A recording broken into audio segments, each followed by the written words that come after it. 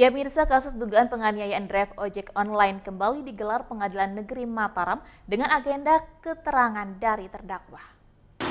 Sidang lanjutan kasus dugaan penganiayaan pemukulan driver ojek online di Pengadilan Negeri Mataram dengan agenda mendengarkan keterangan terdakwa Al-Qori Doni Abdul Aziz.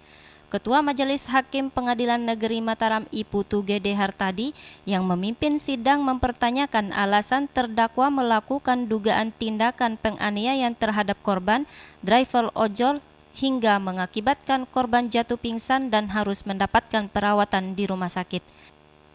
Di hadapan majelis hakim, terdakwa menjelaskan kasus dugaan penganiayaan ini pun dipicu emosi sesaat karena korban diketahui menggunakan akun palsu dan kata-kata korban yang menyinggung perasaan. Selain itu, korban tidak mau mengakui kesalahan setelah menabrak kucing kesayangan milik ibu terdakwa hingga tewas.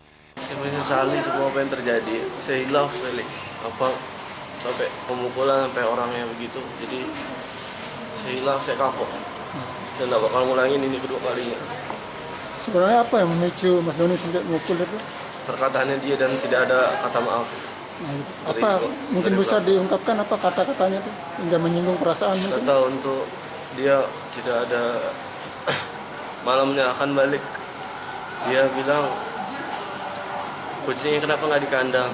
Terus dia tidak melihat kalau kucing itu dia nabrak. Dia tidak mengakui kalau dia yang nabrak kucing itu. Itu memicu emosi Mas Doni. Di situ.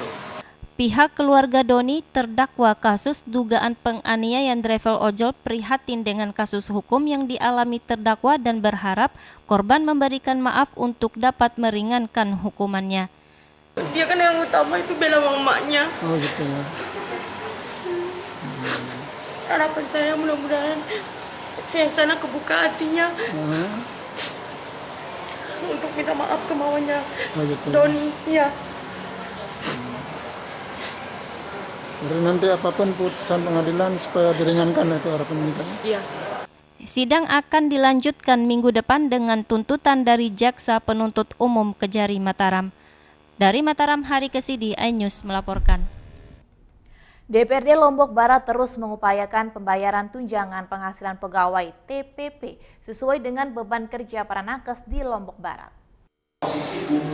Pemotongan TPP 35% dari besaran TPP tidak sesuai yang diberikan berdasarkan jabatan dan golongan. Selain itu juga besaran TPP sangat rendah dan tidak sebanding dengan TPP dari dinas lain di Lombok Barat. Para nakes berharap supaya TPP 35% dibayarkan sesuai dengan Peraturan Bupati Nomor 1 Tahun 2022 dengan besaran TPP dasar sebanyak 1,2 juta rupiah. Namun dengan potongan itu mereka hanya mendapatkan 600.000, belum dipotong biaya beras dan garam sebagai program kabupaten sehingga mereka hanya mendapatkan 300.000 per orang. Ketua DPRD Lombok Barat terus berupaya mencari titik terang antara pihak nakes dan pemerintah daerah, supaya nakes bisa mendapatkan TPP dengan besaran yang sesuai dengan beban kerja mereka. Namun pihak legislatif tidak bisa memberikan garansi bahwa TTP para nakes di Lombok Barat bisa dibayarkan tahun ini sesuai besaran yang diharapkan.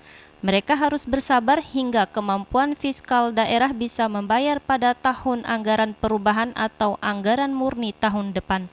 Tadi ada utusan dari tenaga kesehatan yang mempertanyakan kejelasan TPP mereka begitu kan, yang dari apa yang disampaikan bahwa jumlah yang Pemda bayarkan kepada mereka sangat jauh dibandingkan dengan beberapa OPD lain yang mereka itu satu setara begitu golongannya. Nah tentu kita juga menyampaikan juga tadi jika memang nanti ada koreksi terhadap itu maka tidak bisa hari ini langsung ada koreksi karena kan ini sudah ditetapkan di dalam APBD murni jumlah pembayaran TPP itu, maka harus menunggu nanti di APBD publikasi kembali oleh kami di DPRD untuk ngirim ulang begitu. Sejauh ini daerah tidak mampu membayarkan dengan besaran yang diminta karena dengan jumlah 900 nakes lebih membutuhkan 120 miliar, sementara kemampuan daerah hanya 63 miliar. Dari Lombok Barat, Muzakir, iNews melaporkan. Ya, pemirsa, Dasan Agung berhasil menjuarai Harum Cup 2022 setelah mengalahkan kesebelasan Pejarakan Karya melalui drama adu penalti dengan skor 3-1 di Stadion Legenda Malomba, Kota Mataram. Final Harum Cup 2022 berlangsung di Stadion Legenda Malomba, Kota Mataram mempertemukan kesebelasan Dasan Agung melawan Pejarakan Karya. Para supporter dari masing-masing tim memadati tribun penonton. Final Harum Cup 2022 dibuka langsung oleh Wali Kota Mataram, Mohan Roliskana.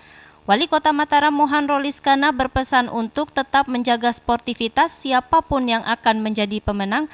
Kalah menang dalam sebuah bertanding merupakan hal yang biasa. Setelah 2 tahun bisa kita laksanakan. Ini artinya kegiatan ini harus menjadi ruang yang bisa memberikan kebahagiaan bagi kita semua. Harus bisa menyenangkan kita semua. Oleh karena itulah saya minta kepada kita semua agar kegiatan final ini bisa berjalan dengan penuh kekeluargaan, dengan sepenuh semangat persaudaraan, dengan mengedepankan ukhuwah dan silaturahmi kita semua. Pertandingan berlangsung selama 2 kali 45 menit, namun kedua kesebelasan belum membuahkan gol. Drama adu penalti akhirnya menjadi penentu kemenangan final Harum Cup 2022. Dasan Agung berhasil memenangkan drama adu penalti dengan skor 3-1 dan keluar sebagai juara Harum Cup 2022. Hadiah yang diperoleh sebagai juara 1 berupa uang tunai 20 juta rupiah, sementara juara kedua atau runner up berhasil mendapat hadiah 15 juta rupiah. Manajer tim Dasan Agung, Rian, merasa bangga timnya berhasil menjadi juara di kejuaraan Harum Cup 2022 dan akan terus membina tim ini untuk kompetisi selanjutnya. Ya, alhamdulillah ya, untuk hari ini terima kasih untuk semua supporter terutama yang dukung sangat memenuhi sempat tribun di sini. Jadi perasaannya alhamdulillah senang pastinya, bersyukur ya, gembira lah. Alhamdulillah kita bisa menjadi juara di Harum Cup yang pertama tahun 2022. Trofi juara dan hadiah untuk juara pertama dan runner-up diserahkan langsung oleh Wali Kota Mataram seusai pertandingan. Dari Mataram, Romi Ardi, iNews melaporkan. Sesaat lagi kita akan kembali bergabung bersama dengan iNews.